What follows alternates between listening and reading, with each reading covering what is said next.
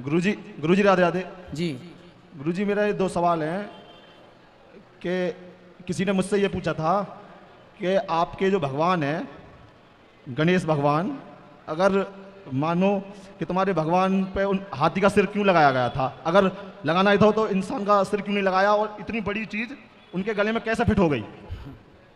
नहीं, तुम्हारे भगवान सही नहीं है, और मतलब उन पे तुम वो विश्वास मत करो। अरे उनसे बोलना कि हमारे भगवान में, गणेश जी में मनुष्य का जो सिर है, मनुष्य का धड़ है, उसमें हाथी का सिर इसलिए फिट हो गया क्योंकि फिट करने वाले शंकर जी थे। इस धरती के पहले सर्जन शंकर जी हैं। सर्जन मतलब सबसे पहले बड़ा ऑपरेशन करने वाले, है ना, समझ रहे हैं? शंकर जी ने ऑपरेशन कर दिया। तो हाथी का ही क्यों किया, मनुष्य का क्यों नहीं करा? अरे भाई, गणेश जी को हाथी का इसलिए किया क्योंकि उस समय शंकर जी ने कहा था कि जो एक शर्त थी कि जो जानवर, जो लोग ऐसे सो रहे हों अपने बच्चों की तरफ पाँव करके, उनका सिर ले आना, तो कोई मिला नहीं, हाथी मिला तो हाथी का सिर ले आए।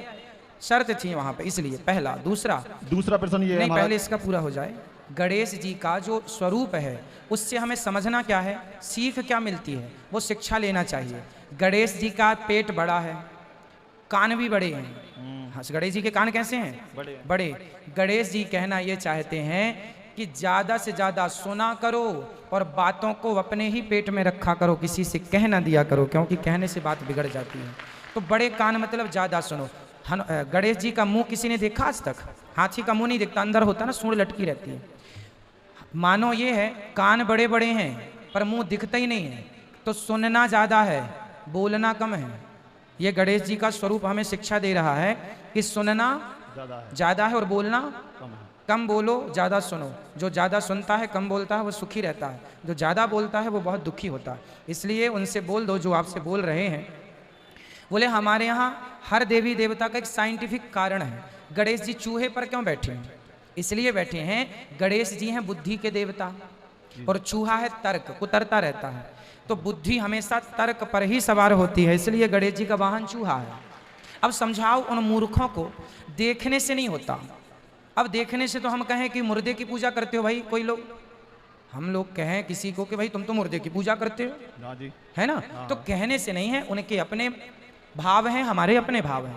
वो अपने काम को करें, हम अपने को करें। उनकी मान्यता वो माने, हमारी मान्यता वो माने। उनकी मान्यता को हम ना नकारें, हमारी मान्यता को वो ना नकारें। ठीक है? इसलिए कोई क्या कह रहा है कहने दीजिए। कहने को तो फिर बहुत सारी बातें हम भी कह सकते हैं, आप भी कह सकते हैं, लेकिन हमारे जो देवी देवता हैं वो कुछ ना कुछ संदेश दे रहे हैं।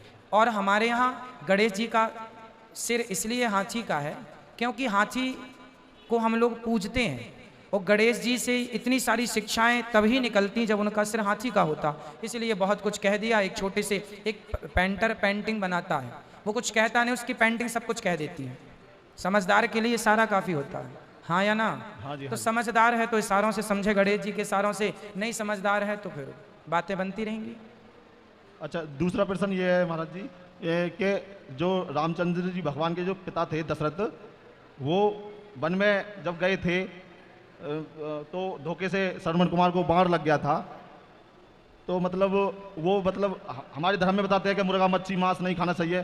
तो उन्होंने फिर वहाँ जब गए थे, वो क्या नाम है, तो हिरण को मारने के लिए क्यों गए थे? जब मतलब पहले से ही ये चीज़ नहीं है, बताई गई है कि नहीं खाना चाहिए, तो हिरण को क्यों मारा था? राम जी ने भी मृग को मारा था, तो क्यों मारा?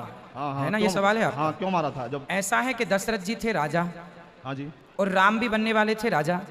तो आपने मेडिकल साइंस को जानते हैं कुछ? मेडिकल जो डॉक्टरी पढ़ते हैं ना भैया, वो लोग चूहे पर अपने एक्सपेरिमेंट करते हैं। जो डॉक्टर बनने वाले होते हैं विद्यार्थी, हम और आप, वो चूहे को काटते हैं, फाड़ते हैं, और आदमी पर तो रिसर्च कर नहीं सकते, तो अपनी दवाइयों का चूहों पर रिसर्च करते हैं। आपने सुना ये बात कि चूहों पर वो इंजेक्शन लगाते हैं, चूहे का टाँके वाके लगा के सीखते हैं।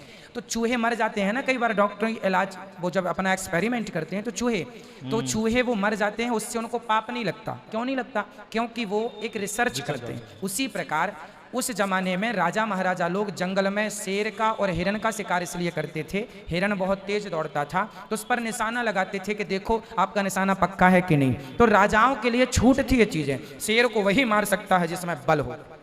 तो शेर का शिकार करके आया है, ये राजा के लायक है।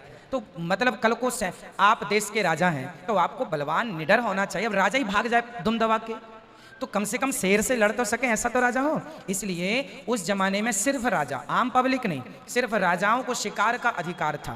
तो निशाना तो और किसी चीज पे भी लगाया जा सकता है ना, और तो किसी चीज, किसी की हत्या करनी जरूरी थोड़ी है। हाँ, किसी और पर लगाया जा सकता है, पर एक नियम बना है। जैसे जैसे डॉक्टरों को फिर चूहा ही क्यों और पे एक्सपेरिमेंट क्यों ना कर लें, चूहे पर ही क्यों? चूहे की भी तो हत्या हो जाती है डॉक्टरों के कारण, मर जाते हैं। बंदरों पर एक्सपेरिमेंट करते हैं उन लोग, बंदर भी मर जाते हैं। क्यों? कुछ चीजें हैं आपके लिए, एक के लिए, डॉक्टरों के लिए छूट है। हम चूहा मारे तो पाप लगेगा, पर डॉक्टर मारे अपने एक्सपेरिमेंट के लिए तो नहीं पाप लगेगा। उसी प्रकार राजा के लिए, राजा भगवान का दर्जा होता था, प्रजा के लिए राजा कौन है? भगवान। इसलिए राजा को कुछ चीजें माफ थी, उनको आरक्षण दे रखा है शास्त्रों ने कि आपको इसका दोष नहीं लगेगा, आप कर सकते हैं शेर का शिकार, हिरण का शिकार। अच्छा, पहला। दूसरा कारण ये था कि जो राजा महाराजा जंगल में जो दुष्ट, क्या जानवर भी ना, कुछ जानवर दुष्ट हो जाते हैं जो दूसरों को सताते हैं, ऐसे दुष्ट जानवरों को वो मारते थे, हिरण का शिकार करते थे, पर सारे सामान्य हिरणों का नहीं। जो हिरण दूसरे हिरणों को परेशान करने लग जाएं, जो अपना रौब जमाने लग जाएं, ऐसे हिरणों का शिकार कर देते थे कि ये जाएगा तो और हिरण ठीक ठीक रहेंगे, इसलिए भी शिकार करते थे। राजा है, आदमी गलत करेगा दंड दिया जाएगा, जानवर भी गलत करे जानवरों के संग तो दंड नहीं दिया जाएगा। तो राजा का न्याय है सबको दंड देना, तो राजा अपना देता रहता है, इसलिए गलत नहीं है। ठीक है, वो उस नजरिए से देखना पड़ेगा।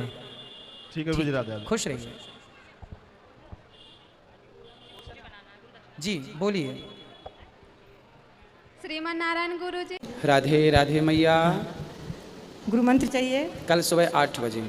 और कोई नहीं, छोड़ो तो सही। और आप बोलते हैं ना जो बच्चों के जन्मदिन में, बच्चे के जन्मदिन के लिए भंडारा यहाँ से कराना, तो कल मुझे साधुओं का क्षेत्र कराना है। ठीक है, तो मेरे पोता का जन्मदिन है कल। बधाई हो, आपके पोते को खूब लंबी आयु दें भगवान। हाँ। और आप इतना बढ़िया विचार लेके आए हैं, निश्चित ही भगवान सब कुछ। और सुबह पैसे मैंने जमा करा दी हूँ जी। और पोथी पाठ भी बैठा हुआ है पुत्रों के आत्मा की शांति के लिए। अच्छा। 2 तारीख के मेरी पोथी पाठ बैठी है। जी जी। विनेश राय दिल्ली से है। जी जी। तो कल पोथी पाठ का तो लास्ट होगा ना? जी जी। बस। तो क्या एक माँ अपने बेटा से गुरु मंत्र ले सकती है? एक माँ अपने बेटे से? मैं आपको अपना बेटा मानती हूँ। अच्छा। हाँ। तो बेटा मानती हैं तो आप जो कथा सुनते हैं और वही कथा में जो बताया जाता है उसी राह पर चलिए बस। तो मुझे गुरु मंत्र की जरूरत नहीं है। माता देवहूति अपने पुत्र कपिल जी से उन्होंने ज्ञान पाया, सांख्य का उपदेश पाया। हाँ। तो एक माँ अपने बेटे से यदि वो सही राह बताए तो बेटे से सही राह पाकर वो भगवत धाम जा सकती हैं। कपिल भगवान और माता देवहूति इस बात का प्रमाण है। तो इसके लिए मुझे आपसे गुरु दीक्षा लेने की कोई अवस्था नहीं है। आप जो मंत्र जप रहे हैं जपते रहिए। लेकिन फिर भी मुझे मन है लेने का। यदि ले सकती है एक माँ तो आप मुझे दीजिए अपना गुरु दीक्षा। आप देख लो मैया, जो आपका मन है वो नहीं, करिए। आप जो कहेंगे हम उसी रास्ते पे चलेंगे। कभी माँ को दिखाया हुआ रास्ते पे बच्चा चलता है और कभी बच्चे के दिखाए हुए पे माँ चलती है। तो मैं आपके दिखाए हुए रास्ते पे चलना चाहती हूँ। गुरु बनाने के लिए तो आप स्वतंत्र हैं, जिससे मन हो, जहाँ नहीं मन बनाना तो मुझे आपको ही है, या तो नहीं बनाना है। ठीक है, तो कल सुबह ले लीजिएगा। धन्यवाद जी। गुरुजी मैं यूपी पुलिस में हूँ, यही जन्मभूमि पे मेरी ड्यूटी चल रही है। अच्छा और 2020 से मैंने आपको, मेरी पत्नी ने गुरु माना है आपको जी।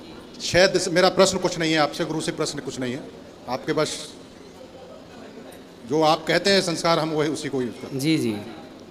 6 दिसंबर की मेरी बेटी की शादी है सर। हाँ मैं आगरा का रहने वाला हूँ। जी। तो मैं ये चाहता हूँ कि आप आशीर्वाद। 6 दिसंबर। जी। तो जब बेटी का विवाह हो जाए तो बेटी और दामाद को विवाह के बाद जब भी बेटी और दामाद का 10 दिन 20 दिन 1 महीने बाद आना हो तो लेके वृंदावन आना, यहीं हम उनको आशीर्वाद दे देंगे। आप जा नहीं पाएंगे सर? अब देखो उस समय कहाँ है ये देखना पड़ेगा। 3 से 9 यहीं गोरी गोपाल में आपकी भागवत है। हाँ, तो फिर यहीं रहेंगे। अब देखते हैं उस समय। नहीं, मैं बीच में आपसे फिर और संपर्क। ठीक है, आप संपर्क करते रहिएगा, समय अनुकूल होगा तो देखेंगे। ठीक है गुरु जी, राधे राधे। बिल्कुल।